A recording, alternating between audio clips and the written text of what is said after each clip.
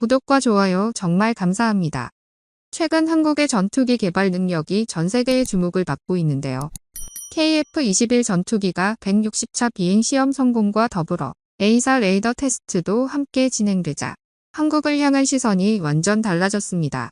사실 다른 국가들의 전투기 개발 과정과 비교해봐도 놀라울 정도로 안정적인 개발 계획이 순항 중이며 개발에 필요한 기술들도 예상보다 훨씬 빠르게 습득해 나가고 있습니다. 이처럼 KF-21 개발에 박차를 가하고 있는 와중에 한화 시스템에서 또 다른 희소식이 들려왔습니다. 한화 시스템은 레이더에 들어갈 신소재를 개발하는 데 성공하였으며 이를 활용하여 질화 갈륨 계수를 대폭 늘려 S밴드의 탐지 능력을 기존보다 최소 130%나 증가시킬 수 있게 될 것이라고 밝혔습니다. 이같이 한화 시스템이 탐지 면적을 증가시킬 수 있었던 이유는 질화 갈륨 신소재 개발과 기술 혁신 덕분입니다. 한화 시스템은 기존의 레이더 소재와는 차별화된 새로운 소재를 개발하는 데 성공했으며 이 신소재는 기존의 레이더 소재보다 훨씬 작고 전자파 특화율이 높아 탐지 면적을 증가시킬 수 있게 될 것이라고 설명했습니다. 다만 이번에 개발한 신소재를 활용하기까지는 더 많은 연구가 필요한 상황이라서 상용화까지는 시간이 필요하지만 차후 상용화에 성공한다면 탐지 거리가 최대 750km까지도 가능할 수도 있다고 설명했습니다. 그래서 한화 시스템은 연구 속도를 더욱 끌어올려 양산 전까지 A사 레이더의 성능 업그레이드를 달성하겠다는 야심찬 계획을 발표했습니다. 이러한 기술 발표에 외국 방산 기업들은 깜짝 놀란 반응을 보였으며 특히 미국의 보잉과 로키드 마틴 관계자들 역시 한국의 발전된 기술력을 인정할 수밖에 없다는 반응을 보이고 있습니다.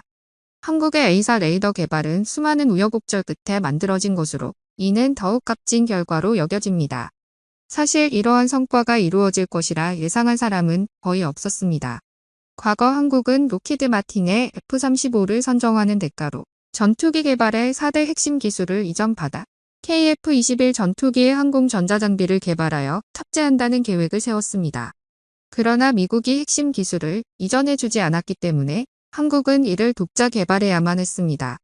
물론 미국의 입장이 이해가 안 되는 건 아니었는데요. 당시 미 정보국장을 역임했던 제임스는 당시 한국에 대한 기술 이전 문제에 대해 이렇게 해명하였습니다. 해당 기술이 군사 목적으로 사용되기 때문에 국가 안보와 관련된 민감한 기술의 이전에 매우 신중하게 접근했다고 합니다. 또한 이러한 기술 이전은 미국의 안보 전략에 영향을 미칠 수 있기 때문에 미국 정부는 이를 쉽게 공유하지 않다고 설명했는데요. 뿐만 아니라 자국의 방산산업 경쟁력을 유지하기 위해 노력하고 있었기에 항공전자장비 기술을 다른 국가에 이전하게 되면 미국의 방산 기업들은 기술 우위를 잃게 될 수 있다는 우려가 컸다고 합니다. 따라서 미국은 이러한 기술을 독점해야 했기에 다른 국가와의 기술 공유를 거부했다고 밝혔는데요. 그는 한국이 4대 핵심 장비의 독자 개발하는 결정을 내린 것에 대해 실패할 확률이 매우 높을 거라고 생각했었다고 합니다.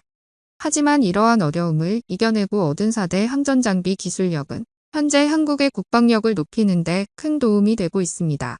미국의 군사 전문가들은 앞으로 A사 레이더의 탐지 사거리가 750km로 늘어나게 되면 KF-21 전투기는 적의 움직임을 보다 정확하고 신속하게 파악하거나 적의 방해나 공격을 효과적으로 회피하거나 대응할 수 있게 될 것으로 예상하고 있는데요.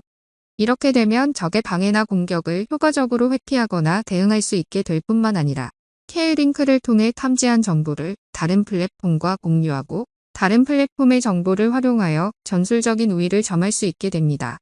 즉 KF-21 전투기는 K링크를 통해 다른 플랫폼의 정보를 실시간으로 수신하고 송신하여 상황인식 능력과 작전 수행 능력이 향상되며 조기 경보기나 구축함의 레이더 정보를 받아 적의 위치와 움직임을 파악할 수 있고 협동교전을 수행할 수 있습니다.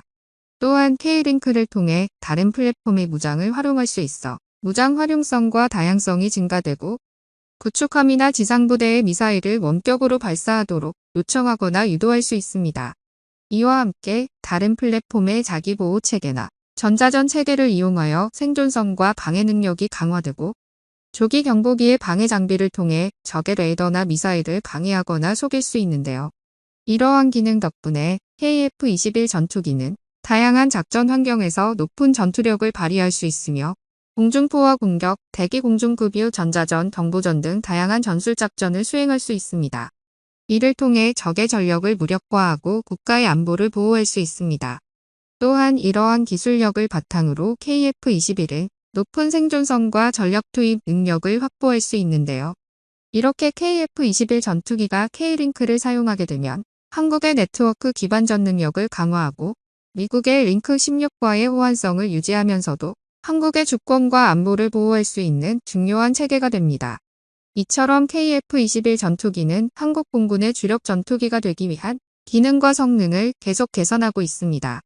최신 기술 동향에 따른 시스템 업그레이드와 함께 AI 기술을 접목한 지능형 전투체계를 연구 개발함으로써 미래 전쟁에 대비할 수 있습니다. 또한 KF-21의 레이더 성능이 가지고 올 파괴력은 이뿐만이 아닙니다. KF-21의 높은 레이더 성능은 중국이나 북한의 방공망을 무력화하는 데도 큰 역할을 할 수 있는데요. 북한의 예비 탄도미사일 발사 시스템의 위치를 찾아 정밀 타격을 수행함으로써 국가 안보에 실질적인 영향을 끼칠 수 있습니다. 이러한 능력은 국제 갈등 지역에서의 정보 수집과 전략적 위치 파악에도 큰 도움이 됩니다. 예를 들어 중국의 최신형 전투기 J-20과의 교전에서 KF-21의 레이더 성능은 큰 차이를 만들어낼 수 있습니다. 만약 J-20의 레이더 성능이 270km라면 KF-21은 높은 탐지 능력으로 선제 공격 기회를 누릴 수 있다는 것이죠.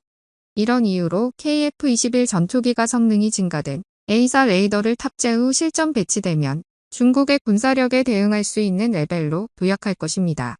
뿐만 아니라 KF-21 전투기의 개발과 생산을 통해 국내 방산 산업의 기술 수준이 상승하며 관련 부품 및 소프트웨어 개발 등에 따른 일자리 창출과 경제 효과도 기대할 수 있습니다. 이 과정에서 첨단 기술 연구 및 개발을 통한 민간 기술력의 상승과 국가 연구 개발력의 발전이 기대됩니다. 이를 바탕으로 국내 방산 산업은 세계 시장에서 높은 경쟁력을 갖출 것으로 전망되며 국제사회에서 기술 협력과 수출 시장 확대의 기회를 찾을 수 있습니다. 그래서 KF-21 전투기의 레이더 성능이 국제 시장에서의 입지를 높여줄 것으로 전망됩니다. 전 세계 국가들은 한국의 KF-21을 주목하며 세계 전투기 시장에서 한국의 영향력이 증가하는 것을 목격할 것입니다. 이로 인해 한국의 방산산업이 발전하고 국가의 지위가 높아질 것으로 기대되는데요. KF-21 전투기의 발전은 우리나라 방산기술의 미래를 밝게 비추며 세계의 시선을 사로잡는 중요한 발판이 되었습니다. 이러한 성과를 바탕으로 KF-21은 한국의 하늘을 지키는 강인한 수호자로서 우리의 안전을 더욱 견고하게 지켜나갈 것입니다. 여러분의 생각은 어떠신가요? 댓글로 남겨주세요. 오늘 영상은 여기까지입니다. 끝까지 시청해주셔서 감사합니다.